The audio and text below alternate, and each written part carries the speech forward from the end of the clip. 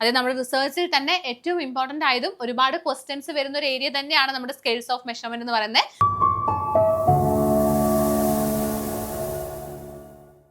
Hi hello welcome to competitive cracker. ഞാൻ ധന്യ. അപ്പോൾ നമ്മുടെ ഓഗസ്റ്റ് 2-ാം തീയതി നടക്കാൻ പോകുന്ന സെറ്റ് എക്സാമിനായിട്ട് പ്രിപ്പയർ ചെയ്യുന്ന എല്ലാവർക്കും ആദ്യം ഒരു ഓൾ ദി ബെസ്റ്റ് പറയാണ്.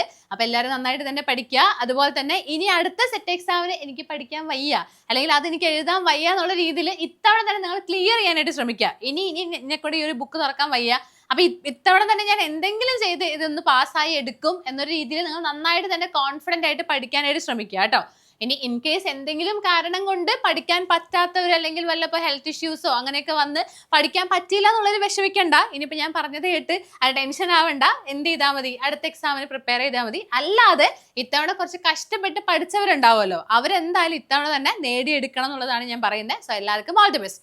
സോ ഇന്ന് നമ്മൾ ഡിസ്കസ് ചെയ്യാനായിട്ട് പോകുന്നത്, ഇന്നത്തെ നമ്മുടെ സെഷനിൽ ഡിസ്കസ് ചെയ്യുന്നത് സ്കെയിൽസ് ഓഫ് മെഷർമെന്റ് ആണ്. അപ്പൊ ഞാൻ കഴിഞ്ഞ തവണ വീഡിയോ ചെയ്യുന്ന സമയത്ത് അതിൽ 2-3 കമന്റ് വന്നിട്ടുണ്ടായിരുന്നു, മിസ്സേ സ്കെയിൽസ് ഓഫ് മെഷർമെന്റിനെ കുറിച്ച് ഒരു വീഡിയോ ചെയ്യാവോ എന്നുള്ളത്. അപ്പൊ അതുകൊണ്ടാണ് ഞാൻ ഈ ഒരു വീഡിയോയിൽ സ്കെയിൽസ് ഓഫ് മെഷർമെന്റിനെ കുറിച്ച് വളരെ ഇമ്പോർട്ടന്റ് ആയതാണത്. അത് നമ്മുടെ റിസർച്ചിൽ തന്നെ ഏറ്റവും ഇമ്പോർട്ടന്റ് ആയതും ഒരുപാട് ക്വസ്റ്റ്യൻസ് വരുന്ന ഒരു ഏരിയ തന്നെയാണ് നമ്മുടെ സ്കെയിൽസ് ഓഫ് മെഷർമെന്റ് എന്ന് പറയുന്നത്. സോ അതിനെക്കുറിച്ചായിരിക്കും നമ്മുടെ ഇന്നത്തെ വീഡിയോ എന്ന് പറയുന്നത്. വളരെ ഡീറ്റെയിൽഡ് ആയിട്ടുള്ള ഒരു വീഡിയോ ആണ്.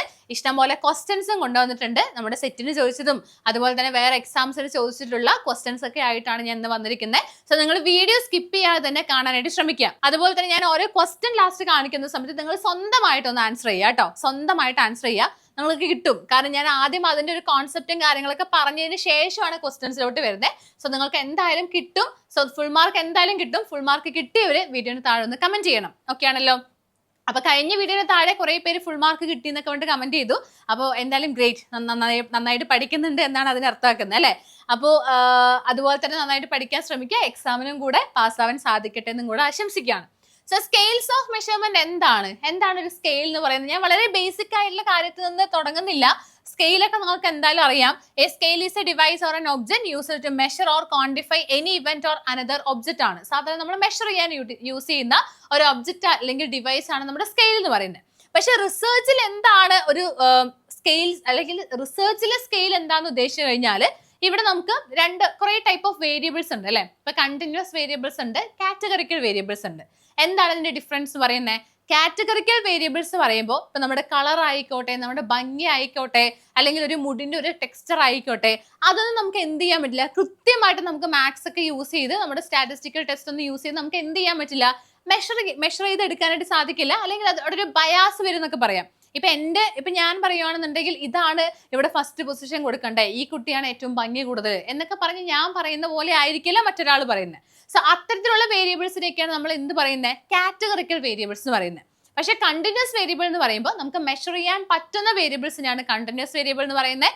ഇപ്പൊ എക്സാമ്പിൾ ആയിട്ട് പറയുകയാണെങ്കിൽ നമ്മുടെ ഹൈറ്റ് ആയിക്കോട്ടെ, വെയിറ്റ് ആയിക്കോട്ടെ, അല്ലെങ്കിൽ ടെമ്പറേച്ചർ ആയിക്കോട്ടെ, പ്രഷർ ആയിക്കോട്ടെ, അങ്ങനെയുള്ള സംഭവങ്ങളൊക്കെ എന്താണ്, കണ്ടിന്യൂസ് വേരിയബിളിൽ വരുന്നതാണ്. സോ അതിനെയൊക്കെ മെഷർ ചെയ്യാനായിട്ട് നമ്മുടെ റിസർച്ചിൽ യൂസ് ചെയ്യുന്ന സ്കെയിൽസ് ഉണ്ട്. ആ സ്കെയിൽസ് ആണ് ഏതൊക്കെ സ്കെയിലാണ് നിങ്ങൾക്ക് അറിയാവുന്ന സ്കെയില്? നോമിനൽ സ്കെയിൽ ഉണ്ട്, ഓർഡിനൽ സ്കെയിൽ ഉണ്ട്, ഇന്റർവൽ സ്കെയിൽ ഉണ്ട്, റേഷ്യോ സ്കെയിൽ ഉണ്ട് അല്ലെ. 4 ടൈപ്പ് ഓഫ് സ്കെയിൽ ആണുള്ളത്. ഏതൊക്കെയാണ്? Nominal scale, ordinal scale, interval scale, ratio scale. So ഇതിനെ ബന്ധപ്പെട്ട് ഒരുപാട് ടൈപ്പ് ഓഫ് ക്വസ്റ്റ്യൻസ് വരാറുണ്ട്. സോ അത് നന്നായിട്ട് പഠിക്കാം. So develop by Stanley Smith Stevens. ആരാണ് ഇത് ഡെവലപ്പ് ചെയ്തത്? സ്റ്റാൻലി സ്മിത്ത് സ്റ്റീവൻസ് അല്ലെ. ഇനി in statistics the variables or numbers are defined and categories using different scales of measurement. So അതാണ് നമ്മൾ ഇവിടെ പറഞ്ഞത്, nominal scale, ordinal scale, interval scale and ratio scale എന്നുള്ളത്. ഇനി ഓരോന്നായിട്ട് നോക്കാം. നമ്മൾ ആദ്യം മനസ്സിലാക്കേണ്ട കാര്യം, ഏറ്റവും അക്യുറസിയും പ്രിസിഷനും ഒക്കെ ഒരു കുറഞ്ഞ സ്കെയിലാണ് നോമിനൽ സ്കെയിൽ. നമ്മളിവിടെ ഓർഡറിലാണ് വരുന്നത്. ഏറ്റവും കുറഞ്ഞതാണ് നോമിനൽ സ്കെയിൽ, അതിന് തൊട്ട് മുകളിലുള്ളതാണ് നമ്മുടെ ഓർഡിനൽ സ്കെയിൽ എന്ന് പറയുന്നത്. പിന്നെ ഉള്ളതാണ് ഇന്റർവൽ സ്കെയിൽ. ഏറ്റവും അക്യുറസിയും പ്രിസിഷനും ഒക്കെ കൂടിയിട്ടുള്ള ഒരു സ്കെയിലാണ് എന്തെന്ന് പറയുന്നത്, റേഷ്യോ സ്കെയിൽ എന്ന് പറയുന്നത്. ഓക്കെ, അപ്പോൾ ഇത് അറേഞ്ച് ചെയ്യാൻ തന്നെ പല ടൈപ്പ് ഓഫ് ക്വസ്റ്റ്യൻസ് വന്നിട്ടുണ്ട്, പല രീതിയിൽ വന്നിട്ടുണ്ട് ഇതിനെ കറക്റ്റ് ആയിട്ട് അറേഞ്ച് ചെയ്യാൻ. അപ്പൊ അതെല്ലാവർക്കും മാർക്ക് സ്കോർ ചെയ്യാൻ പറ്റുന്ന ഒരു ക്വസ്റ്റ്യൻ ആയിരുന്നു അങ്ങനത്തെ ടൈപ്പ് ഓഫ് ക്വസ്റ്റ്യൻ എന്ന് പറയുന്നത്. പക്ഷെ നമുക്ക് സ്റ്റേറ്റ്മെന്റ് ടൈപ്പ് ആയിട്ടൊക്കെ ക്വസ്റ്റ്യൻസ് ചോദിക്കാം. സോ അത് മനസ്സിലാക്കുക. സോ നോമിനൽ സ്കെയിൽ നോക്കിക്കേ, when A value has 2 or more sub categories it can be measured in nominal scale. ഞാൻ സിമ്പിൾ ആയിട്ട് പറഞ്ഞുതരാം കേട്ടോ, നിങ്ങൾ ഇതൊന്നും നോക്കണ്ട, ഞാൻ വളരെ സിമ്പിൾ ആയിട്ടുള്ള കാര്യം പറഞ്ഞുതരാം. അതായത് ഇപ്പൊ ഒരു സർവേ നടക്കുമെന്ന് വിചാരിക്കാം. എന്താ നടക്കുന്നത്? സർവേ. അപ്പൊ സർവേ നടക്കുന്ന സമയത്ത് ഒരു ഷീറ്റ് ഇപ്പൊ അവരടുത്ത് കൊടുക്കുവാണ്, സർവേ നടക്കുവാണ്. അപ്പൊ ആ സർവേ ആ ഫോം ഫില്ല് ചെയ്യാനായിട്ട് ഒരു പേപ്പർ നമ്മൾ ഇങ്ങോട്ട് കൊടുക്കുവാണ് അവർക്ക്. അപ്പൊ ആദ്യം എന്തുണ്ടാവും? സീരിയൽ നമ്പർ ഉണ്ടാവും അല്ലെ. പിന്നെ എന്താ ഉണ്ടാവുന്നേ? നെയിം ഉണ്ടാവും, പിന്നെ ചിലപ്പോൾ ലൊക്കാലിറ്റി ഉണ്ടാവും, പിന്നെ ജെൻഡർ ഉണ്ടാവും അല്ലെ, ജെൻഡർ ഉണ്ടാവും. പിന്നെ ജെൻഡർ കഴിഞ്ഞ് ചിലപ്പോൾ അവരുടെ ഹൈറ്റ് ആയിരിക്കും ചോദിക്കുന്നത് അല്ലെ, ഹൈറ്റ് ആയിരിക്കും ചോദിക്കുന്നത്. പിന്നെ അവരുടെ വെയിറ്റ് ചിലപ്പോൾ ചോദിക്കും അല്ലെ, വെയിറ്റ് അവിടെ ചോദിക്കും. പിന്നെന്താ, അങ്ങനെ ഇത്രയും കാര്യങ്ങളാണെന്ന് വിചാരിക്കാം. അപ്പൊ ഇവിടെ നമുക്ക് സീരിയൽ നമ്പർ ചുമ്മാ 1, 2, 3, 4 എന്നൊക്കെ കൊടുക്കുന്നു. നെയിം ഇവിടെ എഴുതുന്നു, ഓരോ നെയിം ഇവിടെ എഴുതുന്നു. ഇവിടെ ലൊക്കാലിറ്റി എന്ന് പറഞ്ഞാൽ റൂറൽ ആണോ അർബൺ ആണോ, റൂറൽ ആണോ അർബൺ ആണോ അങ്ങനെ എഴുതുന്നു. ജെൻഡർ അവിടെ ഇപ്പൊ ഫീമെയിൽ ആണോ മെയിൽ ആണോ, ഫീമെയിൽ ആണോ മെയിൽ ആണോ അങ്ങനെ എഴുതുന്നു. ഓക്കെ, ഇവിടെ അവരുടെ ഹൈറ്റും വെയിറ്റ് ഒക്കെ എഴുതുന്നു.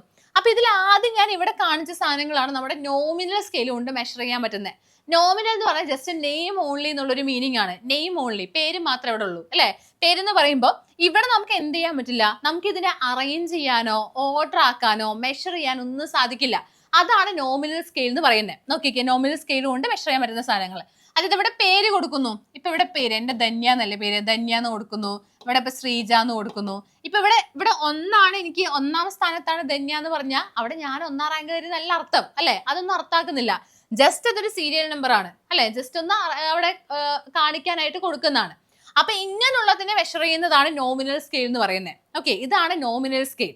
അതായത് അവിടെ ഒരു മീനിങ് ഉണ്ടാവില്ല. മീനിങ് ഇല്ല മീൻസ് അതിന് മെഷർ ചെയ്യാൻ പറ്റില്ല, അതിനെ അറേഞ്ച് ചെയ്യാൻ പറ്റില്ല, ഓർഡർ ആക്കാൻ പറ്റില്ല, ഒന്നും ചെയ്യാൻ പറ്റില്ല. അതുപോലെയല്ലേ ലൊക്കാലിറ്റി ഇപ്പൊ റൂറൽ അർബൺ, അതിന് നമുക്ക് എന്തെങ്കിലും ചെയ്യാൻ പറ്റുമോ? ഇല്ല. ഇനി അതുപോലെ തന്നെ ജെൻഡർ, ഫീമെയിൽ മെയിൽ, അതിൽ 1ാമത്തെ ആളാണ് മെയില്, 2ാമത്തെ ആളാണ് ഫീമെയിൽ, അങ്ങനെ നമുക്ക് പറയാൻ പറ്റുമോ? ഇല്ല. സോ അതാണ് നമ്മുടെ നോമിനൽ സ്കെയിൽ എന്ന് പറയുന്നത്. ഓക്കെ ആണല്ലോ. സോ നോമിനൽ സ്കെയിൽ നോക്കിക്കേ, when a value has 2 or more subcategories it can be measured in nominal scale. So nominal means only consider the names of category. So ഇതാണ് ഇവിടെ highlight എന്ന് പറയുന്നത്, names of category. അപ്പൊ ഇവിടെ നമുക്ക് എന്ത് ചെയ്യാൻ മാത്രമേ പറ്റുള്ളൂ? ജസ്റ്റ് ക്ലാസിഫിക്കേഷൻ മാത്രമേ പറ്റുള്ളൂ അല്ലെ, ജസ്റ്റ് ക്ലാസിഫൈ ചെയ്യാനേ പറ്റുള്ളൂ. ഇപ്പൊ ഓറഞ്ച്, ആപ്പിൾ, ബനാന എന്നൊക്കെ അവിടെ കൊടുത്തിട്ടുണ്ടെങ്കിൽ ഇപ്പൊ നമ്മൾ ജസ്റ്റ് അവിടെ നമ്പർ ഇടുന്നു, 1 ആപ്പിൾ, 2 ബനാന എന്ന് പറഞ്ഞ് നമ്പർ ഇടുന്നു, അത് മാത്രം അവിടെ ചെയ്യുന്നുള്ളൂ. സോ അതാണ് നോമിനൽ സ്കെയിൽ എന്ന് പറയുന്നത്. The nominal scale does not express any values or relationship between variables. അവിടെ ഒന്നും ചെയ്യുന്നില്ല. ഇനി letters or numbers are assigned as labels only. That is no role of magnitude. മാഗ്നിറ്റ്യൂഡിന് അവിടെ ഒരു റോളും വരുന്നില്ല. നോ ഓർഡർ ഈസ് ദർ അല്ലെ, ഒരു ഓർഡറും ഇല്ല. അപ്പൊ ഇതൊക്കെ സ്റ്റേറ്റ്മെന്റ് ടൈപ്പ് ആയിട്ട് വരാം, അപ്പൊ ശ്രദ്ധിക്കുക. Therefore questionnaires and interviews are measured with the help of a nominal scale അല്ലെ. അതായത് ഇന്റർവ്യൂസും ക്വസ്റ്റനെയറിലൊക്കെ നമ്മൾ ആദ്യം കൊടുക്കുന്ന പേര്, സീരിയൽ നമ്പർ, അതുപോലെ ലൊക്കാലിറ്റി, ജെൻഡർ, അതിനെയൊക്കെയാണ് നമ്മൾ എന്ത് ചെയ്യുന്നത്, നോമിനൽ സ്കെയിൽ കൊണ്ട് മെഷർ ചെയ്യുന്നത് എന്നുള്ളതാണ്. ഓക്കെ ആയല്ലോ. ഇനി ഓർഡിനൽ സ്കെയിൽ എന്ന് പറയുമ്പോൾ നോമിനൽ സ്കെയിലിന്റെ കുറച്ചുകൂടെ ഒരു അപ്ഡേറ്റഡ് വേർഷൻ ആണ് നമ്മുടെ ഓർഡിനൽ സ്കെയിൽ എന്ന് പറയുന്നത്. സോ ഫസ്റ്റ് വണ്ണിൽ ക്ലാസിഫിക്കേഷൻ മാത്രമേ ഉള്ളൂ, അവിടെ അറേഞ്ച്മെന്റ് അല്ലെങ്കിൽ ഓർഡർ ആക്കുക എന്നുള്ളൊരു സാധനം ഇല്ല. പക്ഷെ ഓർഡിനൽ സ്കെയിലിൽ അതിന്റെ ഒരു പെക്യുലാരിറ്റിയും കൂടെ എക്സ്ട്രാ ആഡ് ചെയ്തിട്ടുണ്ട്. അപ്പോൾ ഒരു പ്രാവശ്യം എക്സാമിന് ചോദിച്ചിട്ടുണ്ടായിരുന്നു. അതായത് നിങ്ങൾ മനസ്സിലാക്കേണ്ട കാര്യം, നോമിനൽ സ്കെയിലിന്റെ എല്ലാ പ്രത്യേകതകളും ഓർഡിനൽ സ്കെയിൽ ഉണ്ടാവും, എക്സ്ട്രാ ആ ഓർഡർ ആക്കുക എന്നുള്ളൊരു പെക്യുലാരിറ്റിയും കൂടെ ഉണ്ടാവും. ആ നോമിനലിന്റെയും ഓർഡിനലിന്റെയും എല്ലാ പെക്യുലാരിറ്റീസും നമ്മുടെ ഇന്റർവൽ സ്കെയിൽ ഉണ്ടാവും. Then nominal, ordinal, interval scale, ഇത് മൂന്നിന്റെയും പെക്യുലാരിറ്റീസ് നമ്മുടെ ഏതിലുണ്ടാവും, നമ്മുടെ റേഷ്യോ സ്കെയിൽ ഉണ്ടാവും എന്നുള്ളതാണ്. അപ്പൊ അതൊരു തവണ എക്സാമിന് ചോദിച്ചതായിരുന്നു, അങ്ങനെ ഇവിടെ മനസ്സിലാക്കാം. It is also known as the ranking scale. Ordinal സ്കെയിലിന്റെ മറ്റൊരു പേരാണ് റാങ്കിങ് സ്കെയിൽ എന്ന് പറയുന്നത്. ഓക്കെ, ഓർഡിനൽ സ്കെയിലിന്റെ മറ്റൊരു പേരാണ് റാങ്കിങ് സ്കെയിൽ എന്ന് പറയുന്നത്. It measures the quantitative and qualitative variables. Then role of magnitude is there അല്ലെ. അതായത് ഇവിടെ നമ്മൾ എന്ത് ചെയ്യുന്നുണ്ട്, ഇവിടെ ഒന്നാമത്തെ ആണ്, ഇപ്പൊ നമ്മൾ നേരത്തെ പറഞ്ഞ പോലെ ഇപ്പൊ ഒന്നാമത്തെ ധന്യ എന്ന് പറഞ്ഞു, രണ്ടാമത്തെ ഇപ്പൊ നമ്മൾ ശ്രീജ എന്ന് പറഞ്ഞു, മൂന്നാമത്തെ ഇപ്പൊ അശ്വതി എന്ന് പറഞ്ഞു, ഇങ്ങനെ ഉണ്ടെന്ന് വിചാരിക്കാം. അപ്പൊ ഇവിടെ നമുക്ക് ഓർഡർ ആക്കാൻ പറ്റും, മീൻസ് ഇവിടെ എന്തിനെങ്കിലും ഓർഡറിലായിരിക്കും തന്നിട്ടുണ്ടാവുക. ഇപ്പൊ മാർക്കിന്റെ ബേസിലാണെന്ന് വിചാരിക്കാം. ഇപ്പൊ 90 മാർക്ക്, ഇവിടെ 80 മാർക്ക്, 70 മാർക്ക്, 50 മാർക്ക്. അപ്പൊ 90 കിട്ടിയതുകൊണ്ടാണ് ഫസ്റ്റ് പൊസിഷനിൽ വന്നത്. അങ്ങനെ റാങ്ക് ചെയ്യാൻ പറ്റും അല്ലെങ്കിൽ ഓർഡർ ആക്കാൻ പറ്റുമെങ്കിൽ അതിനെയാണ് ഓർഡിനൽ സ്കെയിൽ എന്ന് പറയുന്നത് അല്ലെ. അതാണ് ordinal scale. So it is not necessary that the interval between 2 classes should be equal. അത് ഇന്റർവൽ സ്കെയിലാണ് വരുന്നത്. ഇവിടെ ഇങ്ങനെ ഇല്ല. ഇപ്പൊ ഞാൻ നേരത്തെ പറഞ്ഞില്ലേ, ഇപ്പൊ ആദ്യത്തെ ആൾക്ക് 90 മാർക്ക്, രണ്ടാമത്തെ ആൾക്ക് ഇപ്പൊ 80, മൂന്നാമത്തെ ആൾക്ക് 40 ഒക്കെ വരാം. അപ്പൊ അവിടെ കറക്റ്റ് ഒരു ഇന്റർവെല്ലൊന്നും ഇല്ല, ഇന്റർവെൽ ആക്കുന്നില്ല. പക്ഷെ എന്താണ്, ഉള്ളതിനെ വെച്ച് അറേഞ്ച് ചെയ്യുന്നു അല്ലെ, ഓർഡർ ആക്കുന്നു. സോ അതാണ് ordinal scale. Classification and order. Classification ഏതിലുള്ളതാണ്? നമ്മുടെ നോമിനൽ സ്കെയിലുള്ളതാണ്. ഇവിടെ എക്സ്ട്രാ വന്നൊരു കാര്യമാണ് ഓർഡർ ആക്കുക എന്നുള്ളത്. Attitude and values R measured on the base of the ordinal scale. Clear ആയല്ലോ? അടുത്തതാണ് ഇന്റർവൽ സ്കെയിൽ. സോ ഇന്റർവൽ സ്കെയിലിന് ഏറ്റവും നല്ലൊരു എക്സാമ്പിൾ ഞാൻ പറഞ്ഞുതരാം. നമ്മൾ ശ്രദ്ധിക്കേണ്ട കാര്യം, ഇന്റർവൽ സ്കെയിലിന് നല്ലൊരു എക്സാമ്പിൾ ആണ് നമ്മുടെ ടെമ്പറേച്ചർ. ഓക്കെ, ടെമ്പറേച്ചർ ഇതിന് നല്ലൊരു എക്സാമ്പിൾ ആണ്. ആൻഡ് അടുത്ത എക്സാമ്പിൾ എന്ന് പറയുന്നത് എല്ലാ mental measurement scale, mental measurement അല്ലെ, എല്ലാ മെന്റൽ മെഷർമെന്റ്സും നമ്മൾ മെഷർ ചെയ്യുന്നത് ഏതിലൂടെയാണ്? നമ്മുടെ ഇന്റർവൽ സ്കെയിലൂടെയാണ്. അത് എന്തുകൊണ്ടാണെന്ന് ഞാൻ പറഞ്ഞുതരാം. ഇവിടെ നമുക്ക് കറക്റ്റ് ഇന്റർവെലിന് ഇമ്പോർട്ടൻസ് ഉണ്ട്. ഇപ്പൊ ടെമ്പറേച്ചർ നമുക്ക് പറയുവാണെങ്കിൽ ഓരോ ഇന്റർവെല്ലിൽ നമുക്ക് പറയാം. അതല്ല, ഇപ്പൊ മെന്റൽ മെഷർമെന്റ്സ് ആണെങ്കിലും അവിടെ നമുക്കിപ്പോൾ ഒരു ഇന്റലിജൻസ് മെഷർ ചെയ്യുകയാണ് എന്ന് വിചാരിക്കുക. അപ്പൊ നമുക്ക് ഇന്റർവെൽ ആക്കി പറയാനായിട്ട് സാധിക്കും. നമ്മൾ അതൊക്കെ വിട്ടോ, അത് ഓർത്തില്ലെങ്കിലും കുഴപ്പമില്ല. ഇവിടെ ഓർക്കേണ്ട കാര്യം, ഇവിടെ അബ്സല്യൂട്ട് 0 പോയിന്റ് ഇല്ല എന്നുള്ളതാണ്. അപ്പോൾ ഏതിലായിരിക്കും അബ്സല്യൂട്ട് 0 പോയിന്റ് വരിക? ആകെ അബ്സല്യൂട്ട് 0 പോയിന്റ് വരുന്നത് നമ്മുടെ അടുത്ത സ്കെയിലായിട്ടുള്ള റേഷ്യോ സ്കെയിലിൽ മാത്രമാണ്. അബ്സല്യൂട്ട് 0 പോയിന്റ് ഉള്ളത് റേഷ്യോ സ്കെയിലിൽ മാത്രമാണ്. ഇന്റർവെൽ സ്കെയിലിൽ അത് ഇല്ല എന്നുള്ളത് സ്പെസിഫൈ ചെയ്യുന്നുണ്ട്. എങ്ങനെയാന്ന് പറഞ്ഞുതരാം. അതായത് ടെമ്പറേച്ചർ ആണെന്ന് വിചാരിക്കാം. ടെമ്പറേച്ചർ 0 എന്ന് നമുക്ക് പറയാൻ പറ്റുമോ? അല്ലെങ്കിൽ 0 എന്ന് പറഞ്ഞാൽ അവിടെ ഒന്നും ഇല്ല എന്നാണ് അർത്ഥമാക്കുന്നത്? അല്ല, അല്ലെ? അതായത് ടെമ്പറേച്ചർ 0 ഡിഗ്രി സെൽഷ്യസ് എന്ന് പറഞ്ഞാൽ അവിടെ ടെമ്പറേച്ചർ ഇല്ല എന്ന് അർത്ഥമാക്കുന്നില്ല. ചെറിയൊരു ടെമ്പറേച്ചർ അവിടെ ഉണ്ട്. അപ്പൊ അതിനേക്കാളും കുറഞ്ഞ ടെമ്പറേച്ചർ ആണ് നമ്മുടെ -1 degree Celsius, -30 degree Celsius, -25 degree Celsius, അല്ലെ? അപ്പൊ അതാണ് ഇവിടെ അബ്സല്യൂട്ട് 0 പോയിന്റ് ഇല്ല എന്ന് പറയുന്നത്. അതായത് ഇവിടെ 0 എന്ന് പറയുമ്പോൾ അവിടെ നത്തിങ് നല്ല അർത്ഥമാക്കുന്നത്, അല്ലെ? 0 എന്ന് പറയുമ്പോൾ നത്തിങ് നല്ല അർത്ഥമാക്കുന്നത് അവിടെ കുറച്ച് എന്തെങ്കിലും ഉണ്ട് എന്നുള്ളതാണ്. അപ്പൊ അങ്ങനെ വരുന്നതിനെയാണ് ഇന്റർവൽ സ്കെയിൽ കൊണ്ട് മെഷർ ചെയ്യാൻ പറ്റുന്നത്. അബ്സല്യൂട്ട് 0 പോയിന്റ് ഇല്ല. ഓക്കെ, ഇനി മെന്റൽ മെഷർമെന്റ്സ് അതുപോലെ അല്ലേ? ഇപ്പൊ ഒരു കുട്ടി, ഒരു ഡിഫറെന്റ്ലി ഏബിൾഡ് ആയിട്ടുള്ള ഒരു കുട്ടി, നമുക്ക് ആ കുട്ടിനെ പറയാൻ പറ്റുമോ ഇവന് ഇന്റലിജൻസ് ഒട്ടും ഇല്ല, അല്ലെങ്കിൽ ക്രിയേറ്റിവിറ്റി ഇല്ല, അല്ലെങ്കിൽ ഇവന്റെ ഇന്റലിജൻസ് 0 എന്ന് നമുക്ക് പറയാൻ പറ്റുമോ? ഒരിക്കലും പറയാൻ പറ്റില്ല. കാരണം ഏതൊരു മനുഷ്യനാണെന്നുണ്ടെങ്കിലും അവരുടെ ഇന്റലിജൻസ് ആയിക്കോട്ടെ, ക്രിയേറ്റിവിറ്റി ആയിക്കോട്ടെ, ആപ്റ്റിറ്റ്യൂഡ് ആയിക്കോട്ടെ, അല്ലെങ്കിൽ എന്താണ് അങ്ങനെയുള്ള മെന്റൽ മെഷർമെന്റ്സ് ഉണ്ടല്ലോ, അങ്ങനെയുള്ളതൊന്നും നമുക്ക് 0 ആണെന്ന് പറയാൻ പറ്റില്ല, അല്ലെ? 0 എന്ന് പറയാൻ പറ്റില്ല. എങ്ങനെയാണ് പറയാൻ പറ്റുന്നത്? ഒരു റേഞ്ചിലാണ് പറയാൻ പറ്റുന്നത്. ഇപ്പോൾ ഒരു കുട്ടിക്ക് ചിലപ്പോൾ ഒരു 10 to 20 ആയിരിക്കും ഇന്റലിജൻസ് ഉണ്ടാവുക, അല്ലെങ്കിൽ 30 to 40 ആയിരിക്കും ഇന്റലിജൻസ് ഉണ്ടാവുക. അപ്പൊ അങ്ങനെ കറക്റ്റ് നമുക്ക് ഇന്റർവെല്ലും കൂടെ ചെയ്യാൻ പറ്റുന്ന ഒരു സ്കെയിലാണ് നമ്മുടെ ഇന്റർവെൽ സ്കെയിൽ എന്ന് പറയുന്നത്. സോ ഇവിടെ മനസ്സിലാക്കുക, അവിടെ അബ്സല്യൂട്ട് 0 പോയിന്റ് ഇല്ല. അപ്പൊ ആകെ അബ്സല്യൂട്ട് 0 പോയിന്റ് ഉള്ളത് റേഷ്യോ സ്കെയിലിന് മാത്രമാണ്. അതെങ്ങനെയാണെന്ന് പറഞ്ഞുതരാം. So it is a scale in which the numbers are used to rank attributes such that numerically equal distance on the scale represent equal distance in the characteristics being measured. നമ്മൾ നേരത്തെ ordinal സ്കെയിലിൽ പറഞ്ഞു അവിടെ തമ്മിൽ interval ഒന്നും ഇല്ല, equal distance ഒന്നും ആവണമെന്നില്ല. അതായത് നമ്മുടെ സാധാരണ ഇപ്പൊ 90, 80, 60, 50 അങ്ങനെയൊക്കെ ആവുമെന്ന് വിചാരിക്കാം. ഇന്റർവെൽ സ്കെയിൽ എന്ന് പറയുമ്പോൾ നമ്മുടെ ഫ്രീക്വൻസി ഒക്കെ കണ്ടുപിടിക്കുമ്പോൾ ക്ലാസ് ഇന്റർവെൽ ഉണ്ടാവില്ലേ? 0 to 10, 10 to 20, 20 to 30, 30 to 40 അങ്ങനെയുള്ളതാണ്. Equal ഇന്റർവെലിനുള്ളതിനെയാണ് നമ്മൾ എന്ത് പറയുന്നത്? ഇന്റർവെൽ സ്കെയിൽ കൊണ്ട് ഉദ്ദേശിക്കുന്നത്.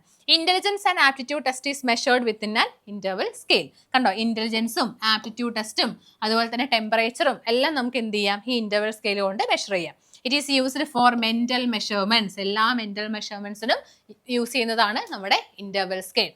It is quite similar to ordinal scale. There are equal distance between attributes. The scale attached with a thermometer is a kind of interval scale. ഇത് എക്സാമിന് വന്ന കാര്യമായിരുന്നു, thermometer.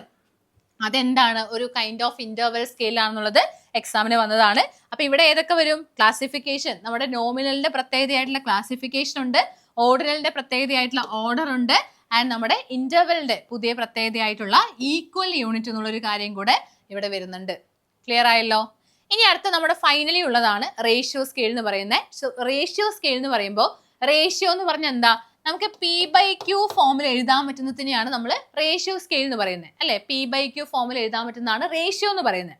So അങ്ങനെ എഴുതാൻ പറ്റുന്ന എല്ലാത്തിനെയും നമുക്ക് എന്തുകൊണ്ട് മെഷർ ചെയ്യാൻ പറ്റും? നമ്മുടെ റേഷ്യോ സ്കെയിൽ യൂസ് ചെയ്ത് മെഷർ ചെയ്യാനായിട്ട് സാധിക്കും. അതിപ്പോ ഹൈറ്റ് ആയിക്കോട്ടെ, വെയിറ്റ് ആയിക്കോട്ടെ. ഇപ്പൊ നമ്മൾ നേരത്തെ സർവേന്റെ എഴുതിയിട്ടുള്ള ഹൈറ്റ്, വെയിറ്റ്, ആ ഹൈറ്റും വെയിറ്റും നമുക്ക് P/Q ഫോമിൽ എഴുതാൻ പറ്റും. അത് ഒന്നാമത്തെ കാര്യം. രണ്ടാമത്തെ കാര്യം, അതിന് അബ്സല്യൂട്ട് 0 പോയിന്റ് ഉണ്ട്, അല്ലെ? കാരണം എന്താ?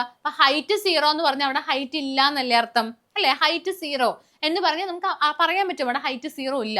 അതുപോലെ വെയിറ്റ് 0 എന്ന് പറഞ്ഞാൽ അവിടെ നത്തിങ്, അതിനൊന്നും മാസ് ഇല്ല, വെയിറ്റ് ഇല്ല എന്നാണ് അർത്ഥമാക്കുന്നത്.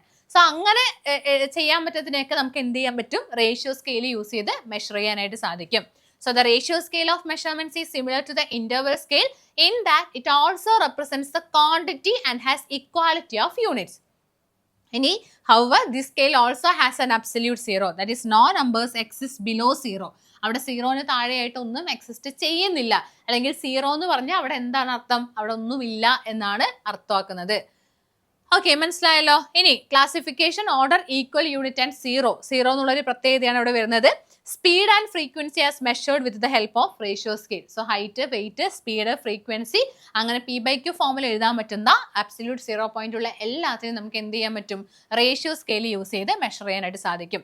സോ ഇനി ഞാൻ ഇവിടെ ക്വസ്റ്റ്യൻസ് കാണിക്കുവാണ്. അവസാന ക്വസ്റ്റ്യൻ നിങ്ങൾക്കുള്ളൊരു ഹോംവർക്ക് ആയിരിക്കും. അപ്പോൾ അത് നിങ്ങൾ എന്ത് ചെയ്യണം, വീഡിയോന് താഴെ കമന്റ് ചെയ്യണം. ബാക്കി ക്വസ്റ്റ്യൻസ് ഒക്കെ നമുക്ക് എന്ത് ചെയ്യാം, ഇവിടെ കാണിക്കാം കേട്ടോ. ഈസിയാണ്, ഞാൻ പെട്ടെന്ന് പറഞ്ഞു പോവാണ്, കാരണം ലാഗ് ചെയ്യേണ്ട ഒരു ആവശ്യമില്ലല്ലോ അല്ലേ. അപ്പൊ ഞാൻ പെട്ടെന്ന് പറഞ്ഞു പോവാം, നിങ്ങൾ ഒരുമിച്ച് എന്ത് ചെയ്യുക, ആൻസർ ചെയ്യുക. Which of the following is the correct order of measurement scales in increasing order of accuracy, precision and number of operations used? എങ്ങനെയാ വരുന്നേ, റേഷ്യോ, ഇന്റർവൽ, നോമിനൽ, ഓർഡിനൽ, അങ്ങനെ ഇവിടെ തന്നിട്ടുണ്ട്. ഏതാണ് ആൻസർ എന്ന് പറഞ്ഞേ, ഏതാണ് ആൻസർ ആയിട്ട് വരുന്നേ, ഏതാ കിട്ടിയില്ലേ? അതായത് ഓപ്ഷൻ ഡി ആണ് ആൻസർ അല്ലേ, nominal, ordinal, interval, ratio. That is option 4 അല്ലേ. ഓപ്ഷൻ 4 ആണ് ഇവിടെ ആൻസർ ആയിട്ട് വരുന്നത്, ഓപ്ഷൻ ഡി. അടുത്ത question, a teacher gave a test to 50 students of his class and awarded the letter grades A, B, C, D and E. എനിക്ക് തോന്നുന്നു കഴിഞ്ഞ വീഡിയോയിൽ ഞാൻ ഈ ഒരു ക്വസ്റ്റ്യൻ എടുത്തിട്ടുണ്ടായിരുന്നു. സോ അതുകൊണ്ട് വലിയ രീതിയിലുള്ള എക്സ്പ്ലനേഷൻ ഇല്ല.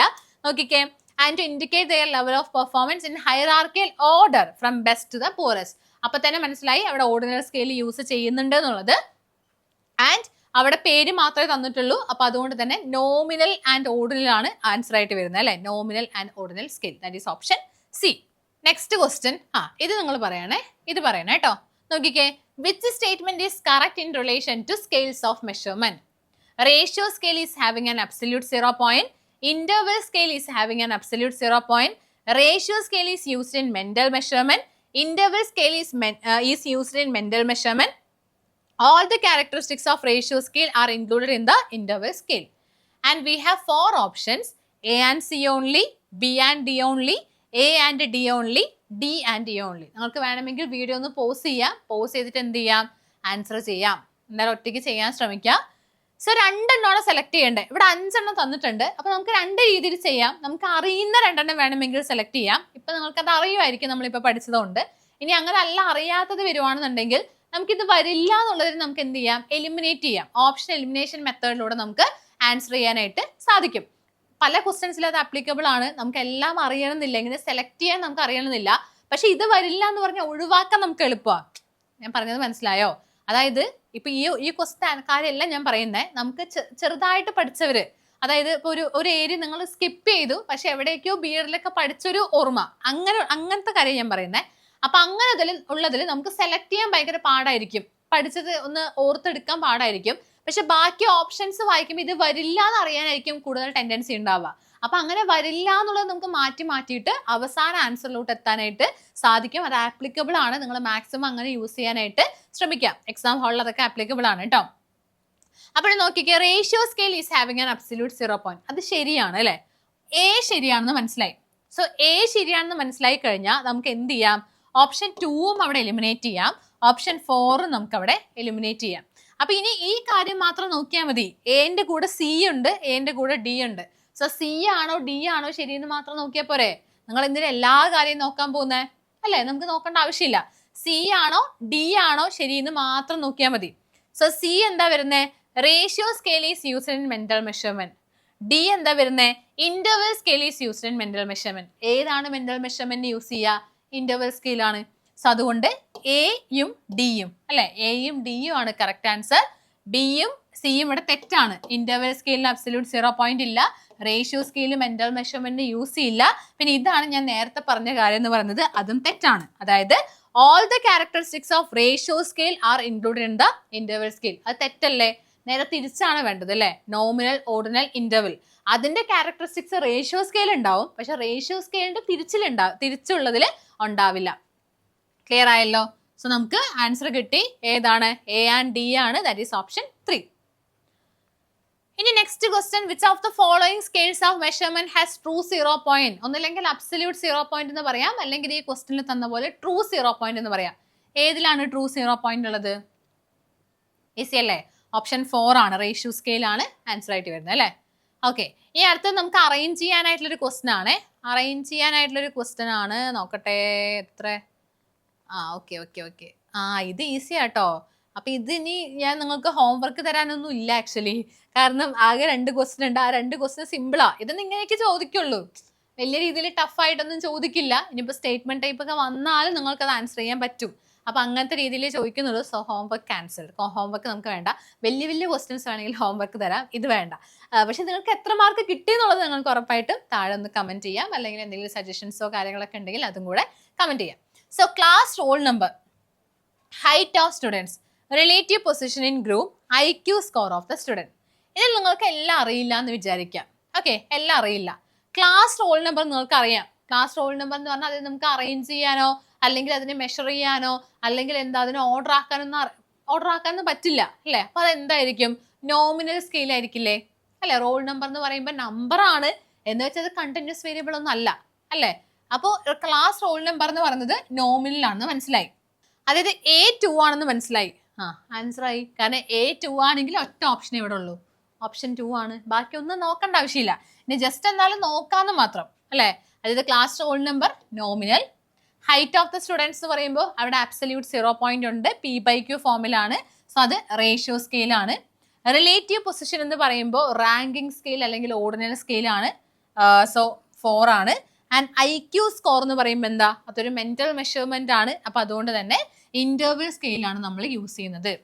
ക്ലിയർ ആയില്ലേ? ഇന്റർവൽ സ്കെയിലാണ് അവിടെ യൂസ് ചെയ്യുന്നത്. സോ ഇവിടെ ഓപ്ഷൻ 2 ആണ് നമ്മുടെ ആൻസർ ആയിട്ട് വരുന്നത്. ഇനി അടുത്തത് again arrange the following scales of measurement in a descending order from higher scale to lower. നിങ്ങൾ ആകെ ഈ വായിച്ച് മനസ്സിലാക്കാന്ന് മാത്രമേ ഉള്ളൂ. ഇപ്പൊ ഇവിടെ പലരും ചെയ്യും നോമിനൽ ടു ഓർഡിനൽ ചിലപ്പോൾ ചെയ്യും. പക്ഷെ നോമിനൽ ടു ഓർഡിനൽ അല്ല, എന്താ നോമിനൽ ടു റേഷ്യോ ചെയ്യും. കാരണം പക്ഷെ ഇവിടെ ചോദിച്ചിരിക്കുന്നത് ഡിസെൻഡിങ് ഓർഡറാണ് പറഞ്ഞിരിക്കുന്നത്, ഹയർ സ്കെയിൽ ടു ലോവർ ആണ്. അത് മാത്രം ഒന്ന് ശ്രദ്ധിക്കേണ്ടുള്ളൂ. ഹയർ സ്കെയിൽ ടു ലോവർ എന്ന് പറയുമ്പോൾ ഫസ്റ്റ് ഏതാ വരിക? റേഷ്യോ ആണ് വരിക. അതായത് ആദ്യം B ആണ് വരിക, അത് കഴിഞ്ഞാൽ ഇന്റർവെൽ വരും, അതായത് BD വരും, ദെൻ ഓർഡിനൽ വരും, A വരും. സോ BDAC ഓപ്ഷൻ 3 ആണ് ആൻസർ. അപ്പൊ ക്വസ്റ്റ്യൻ നിങ്ങൾ തെറ്റിച്ചുകൊണ്ട് അല്ലെങ്കിൽ എന്താ ക്വസ്റ്റ്യൻ വായിക്കുമ്പോഴുള്ള മിസ്റ്റേക്കിൽ ഒരിക്കലും എന്ത് പോകരുത്, നിങ്ങളുടെ മാർക്ക് പോകരുത് എന്ന് മാത്രമേ എനിക്ക് പറയാനുള്ളൂ. കാരണം എല്ലാവരും പഠിച്ച കാര്യങ്ങൾ എന്തായാലും എക്സാമിനൊക്കെ വരും, ഒന്നും വരാതെ ഒന്നും ഇരിക്കില്ല. പിന്നെ ഈ ഒരു 120 മാർക്കിൽ 120 മാർക്ക് നമ്മുടെ ജനറൽ പേപ്പർ 120 മാർക്കാണല്ലോ. അപ്പൊ ആ ഒരു 120 മാർക്കിൽ ചിലപ്പോൾ ഒരു 10 മാർക്കിനൊക്കെ ആയിരിക്കും, അല്ലെങ്കിൽ ഒരു പോട്ടെ 120 ഒരു 20 മാർക്കിനൊക്കെ ആയിരിക്കും നമ്മൾ ചിലപ്പോൾ പഠിക്കാത്തല്ല, കുറച്ച് ഡിഫിക്കൽട്ട് ആയിട്ടുള്ള ക്വസ്റ്റ്യൻസ് ഒക്കെ വരുന്നത്. ഞാൻ അത് മാക്സിമം ആണ് പറഞ്ഞത് കേട്ടോ. മാക്സിമം 20 മാർക്കൊക്കെ ആയിരിക്കും കുറച്ച് നല്ല ഡിഫിക്കൽട്ട് ആയിട്ടുള്ള ക്വസ്റ്റ്യൻ വരുന്നത്. ബാക്കിയെല്ലാം നമുക്ക് പഠിച്ചാൽ കിട്ടാവുന്ന ക്വസ്റ്റ്യൻസേ വരാറുള്ളൂ. അപ്പൊ അതുകൊണ്ട് നിങ്ങൾ നന്നായിട്ട് പഠിക്കുന്ന സ്റ്റുഡൻസ് ആണെങ്കിൽ അല്ലെങ്കിൽ പഠിച്ചിട്ടുള്ള സ്റ്റുഡൻസ് ആണെങ്കിൽ ടെൻഷൻ വേണ്ട, ടെൻഷൻ ഇല്ലാതെ എക്സാം ഹാളിൽ പോകാനായിട്ട് ശ്രമിക്കാം. പിന്നെ അതുപോലെ തന്നെ ക്വസ്റ്റ്യൻ വായിക്കുമ്പോൾ നിങ്ങളായിട്ട് അവിടെ മാർക്ക് കളയാതിരിക്കുക, എനിക്ക് അത് മാത്രമേ പറയാനുള്ളൂ. അതായത് കാരണം എന്താണെന്ന് വെച്ചാൽ ഇപ്പോൾ നിങ്ങൾ പഠിച്ചോ എല്ലാം സെറ്റാണെന്ന് വിചാരിക്കുക, പക്ഷെ ക്വസ്റ്റ്യൻ വായിച്ചിട്ട് അത് മനസ്സിലാവാത്തത് കൊണ്ടോ അല്ലെങ്കിൽ നമ്മുടെ ടെൻഷൻ കൊണ്ട് ആ നോട്ട് കാണുന്നില്ല, അല്ലെങ്കിൽ ഇപ്പൊ ഈ പറഞ്ഞ പോലെ അസെൻഡിങ്ങിന് ഡിസെൻഡിങ് ആക്കുന്നു, ഡിസെൻഡിങ്ങിന് അസെൻഡിങ് ആക്കുന്നു, പിന്നെ അതുപോലെ തന്നെ ചിലപ്പോൾ ശ്രദ്ധിക്കാതെയൊക്കെ മാർക്ക് ചെയ്യുന്നു. അങ്ങനെയുള്ള ടെൻഷൻ കാരണമുള്ള മിസ്റ്റേക്സ് മാക്സിമം ഒഴിവാക്കി കഴിഞ്ഞാൽ നിങ്ങൾ എന്തായാലും ഇത്തവണ ക്വാളിഫൈഡ് ആവും, അത്രയും പഠിച്ചവരാണെങ്കിൽ. ഇനി അല്ലാത്തവർ എന്താവുന്നുള്ളത് നമുക്ക് നോക്കാം, വഴിയെ നോക്കി അറിയാന്ന് പറയുന്ന പോലെ ഭാഗ്യം എന്നുള്ളൊരു കാര്യം കൂടെ ഉണ്ട്. സോ നെഗറ്റീവ് മാർക്സ് ഒന്നും ഇല്ലാത്തതുകൊണ്ട് ഒരു ലക്ക് എന്നുള്ളൊരു ഫാക്ടറും കൂടെ ഇവിടെ ഉണ്ട് എന്നുള്ളതാണ്. അപ്പോൾ അതുകൊണ്ട് നന്നായിട്ട് പ്രാർത്ഥിച്ച് നല്ല കോൺഫിഡൻ്റ് ആയിട്ട് തന്നെ നല്ല പോസിറ്റീവായിട്ട് എക്സാം ഹാളിൽ പോയി കഴിഞ്ഞാൽ തന്നെ നിങ്ങൾക്ക് കിട്ടും. സോ എല്ലാവർക്കും ഓൾ ദി ബെസ്റ്റ്. നന്നായിട്ട് തന്നെ പഠിക്കുക, നന്നായിട്ട് തന്നെ എക്സാം എഴുതുക, റിസൾട്ടൊക്കെ വന്നാൽ അറിയിക്കുക. പിന്നെ നമ്മുടെ ഇവിടെ ജസ്റ്റ് നിങ്ങളുടെ ഫ്രണ്ട്സിനും കൂടെ ഒന്ന് ഷെയർ ചെയ്യാനായിട്ടാണ് ഞാൻ ഇവിടെ പറയുന്നത്. അതായത് നമ്മുടെ സെറ്റിന്റെ ലോങ് ബാച്ച് സ്റ്റാർട്ട് ചെയ്തിട്ടുണ്ട്. ജനുവരിയിലേക്കുള്ള 2027 ജനുവരിയിലേക്കുള്ള ലോങ് ബാച്ച് സ്റ്റാർട്ട് ചെയ്തിട്ടുണ്ട്. സോ ഇതിൽ ആദ്യമായിട്ട് പഠിക്കുന്നവർ ഉണ്ടെങ്കിൽ നിങ്ങൾക്ക് ജോയിൻ ചെയ്യാം. അതുപോലെ തന്നെ ഇപ്പോൾ എക്സാമിന് വേണ്ടി പ്രിപ്പയർ ചെയ്യുന്നവരാണെന്നുണ്ടെങ്കിലും നിങ്ങളുടെ ഫ്രണ്ട്സിനും, നിങ്ങൾ എന്തായാലും ഇത്തവണ നിങ്ങൾക്ക് സെറ്റ് കിട്ടുമല്ലോ, അപ്പം ഞാൻ നിങ്ങളോട് പറയുന്നില്ല, നിങ്ങളുടെ ഫ്രണ്ട്സിന് അത് ഷെയർ ചെയ്യാനായിട്ട് ശ്രമിക്കുക. സോ ജോയിൻ ചെയ്യാൻ ആഗ്രഹിക്കുന്നവർ 9746455514 എന്നുള്ള നമ്പറിലോട്ട് കോൺടാക്ട് ചെയ്താൽ മതി. ഓക്കെ, 9746455514 എന്നുള്ള നമ്പറിലോട്ട് കോൺടാക്ട് ചെയ്യുക. അത്രയൊക്കെ ഉള്ളൂ. അപ്പോൾ എന്തെങ്കിലും സജഷൻസോ കാര്യങ്ങളൊക്കെ ഉണ്ടെങ്കിൽ നിങ്ങൾക്ക് ഉറപ്പായിട്ടും വീഡിയോന് താഴെ കമന്റ് ചെയ്യാം. So that's all from this session. Thank you.